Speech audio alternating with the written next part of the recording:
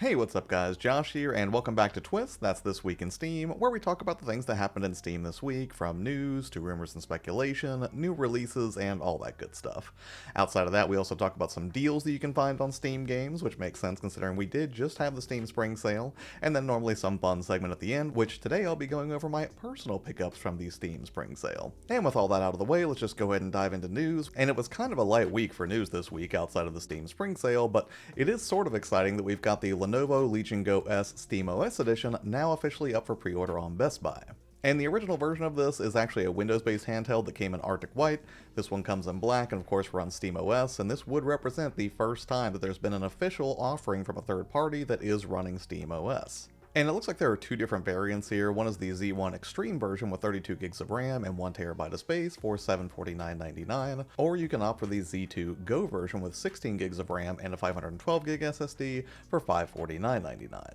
Which honestly, these do seem fairly reasonably priced, and I'm definitely curious to see how the reviews on these shake out when they finally launch. And I say that as somebody who is much more confident in devices that run SteamOS versus those that run Windows, because while I've enjoyed my time periodically with my ROG Ally and the performance that it brings, I don't like fighting with the Windows OS and the technical hiccups that brings with it when I'm just trying to jump into my game. So here's hoping that the Legion Go S SteamOS version offers a marked improvement over its predecessor. But regardless of where you choose to play your Steam games, now let's go ahead and take a look at a few new releases that came out this week. Not every game that came out, just a handful that I thought looked fairly interesting. First up, we've got Party Club, which came out on March 17th. And that has an introductory price of $12.79 versus $15.99, and this game definitely has an Overcooked sort of vibe about it where you can play solo or tackle the challenges of running the hottest spot in town with up to 3 other friends, during which you'll see customers, serve drinks, and manage the chaos again with friends or by yourself. Although in addition to managing the day-to-day, you'll also have to deal with quirky customers as there are a variety of types, and essentially design the perfect venue to keep the party going.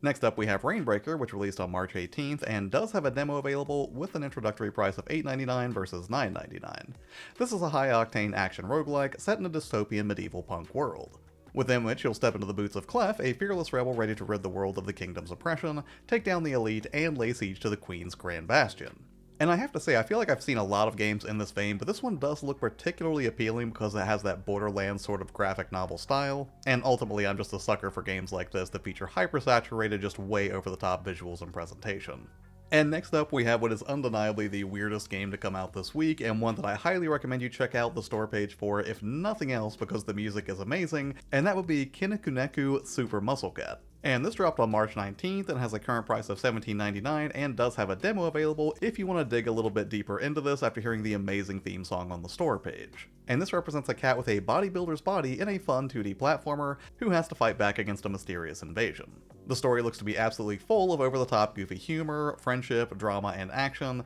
and according to its description, the aesthetics are in fact a love letter to 90s anime along with an unforgettable soundtrack, again, which you can check out right now, as I know I certainly will be.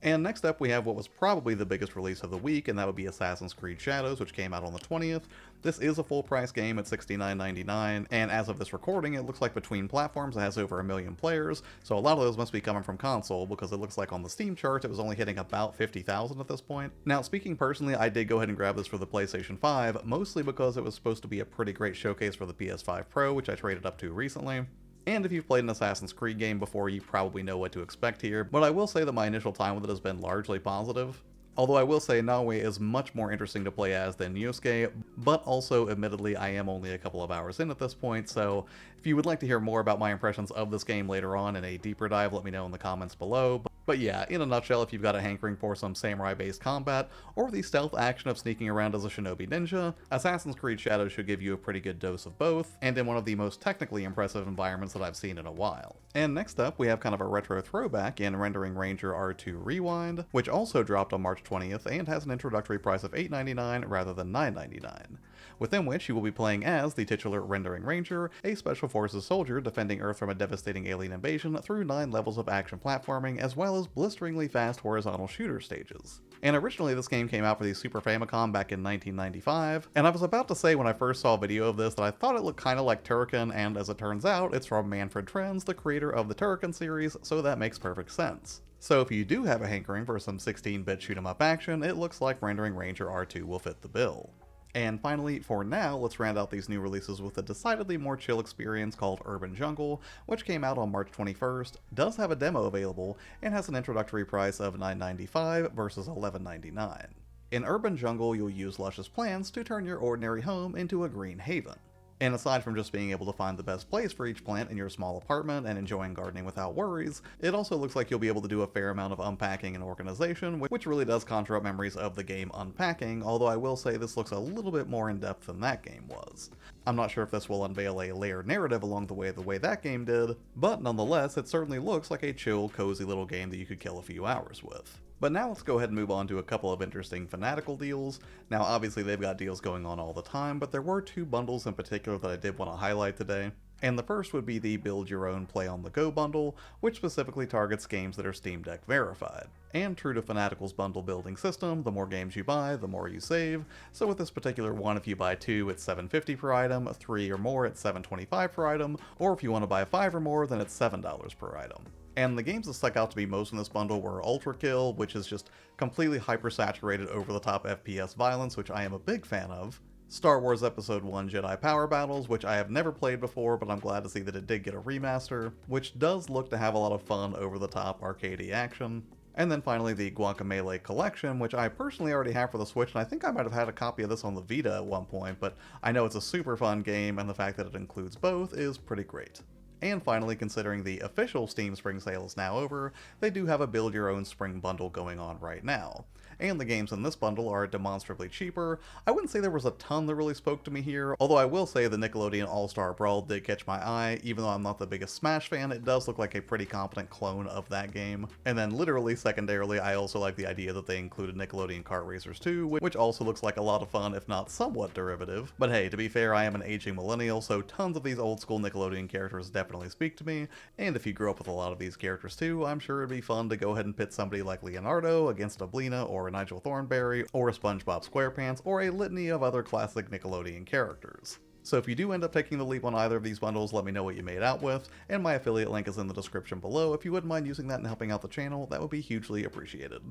But now that we've talked about some news and some new releases and some deals, now I want to talk a little bit about my pickups from the spring sale this past week. And I'm not going to do a super deep dive here or anything, I'm just going to give some quick highlights on some games that I've been playing and enjoying from that sale, starting with a game that just blew my mind with how fun and super saturated and smooth it was, and that would be Gory Cuddly Carnage. And the basic setup for Gory is that humanity has been destroyed, and it's up to you, a toy cat, and your deadly but wisecracking sentient hoverboard Frank, to shred and slay the evil, adorable army. The setup is almost completely nonsensical, but I don't care. It lets me ride around on a hoverboard as a cat and lay waste to a ton of different evil unicorns. And while I thought this was going to be a game that was just going to be like a novelty at best, it ended up being an exceptionally fun time. The controls are really easy to get used to, it maintains a flat 60 FPS on the Steam Deck in the time that I spent playing it, and the only real bug that I hit was right in the beginning of my capture session where, for reasons unknown to me, there was some sort of an aspect ratio issue where it had a black bar stuck at the bottom, I think as a holdover from one of the earlier cutscenes. But when I closed out and launched it back, that didn't happen, so it must have just been some weird fluke. But if you like the idea of what amounts to a basically much more violent version of something like Jet Set Radio, with maybe a dash of No More Heroes and a whole lot of Lollipop Chainsaw thrown in for good measure, Gory Cuddly Carnage is 200% worth a look, so if you're not quite sure that you want to jump in with both feet, or I guess paws more appropriately, at least do yourself the favor of checking out the demo, and I'm fairly certain you will not be disappointed.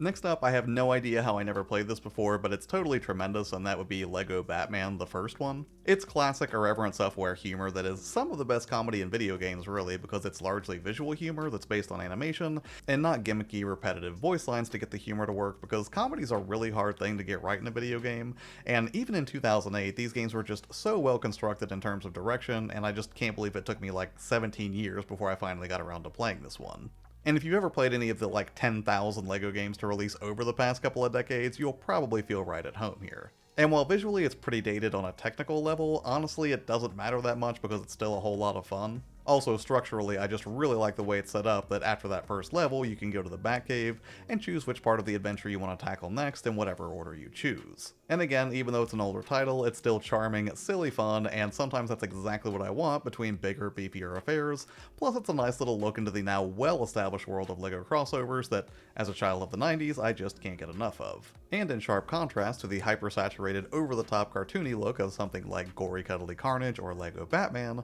now let's take a look at interior worlds. This was recommended to me in the comments by Gargablarglarg, and from the opening of this game's original PlayStation-esque logo introduction, I could tell I was in for something special. Especially so given that it kicks off recommending that you play alone, in the dark, with headphones on, which is exactly what I did. And right from the jump, this game is gorgeous in that 5th gen sort of way. It has that dithered look that you often saw in games from the era that just make everything look a little grimy, kind of like the video game equivalent of film grain, and hilariously, as I was writing this, I went into the options and found that it did have retro effects and an actual film grain effect listed, which you can disable if you'd like, but I left them on. And after playing through the prologue and a bit of the subsequent level, I'm definitely intrigued. I won't spoil much except to say that if you're a fan of liminal space-based video games, this one feels a little bit more intriguing than most. Sometimes games in this genre, like pools, can feel more experiential than anything, which isn't a bad thing necessarily, but if you're looking for something with slightly more direction than what you'd normally get, I'd say this one's worth a look. My only real complaint is that it's not optimized for controller play, so I actually did end up playing this in docked mode with mouse and keyboard,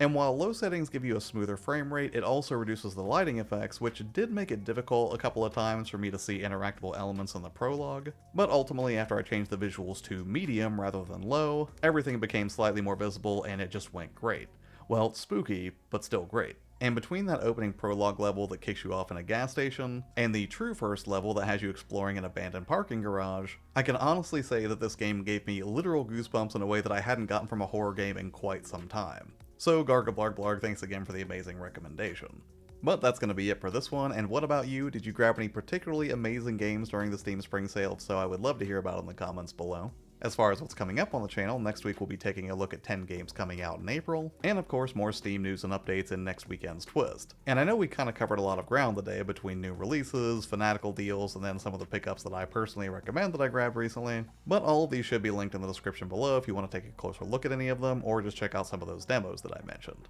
As always, thank you so much for taking the time to watch videos here on the channel, I really appreciate it, have a tremendous day, and I will see you on the next one.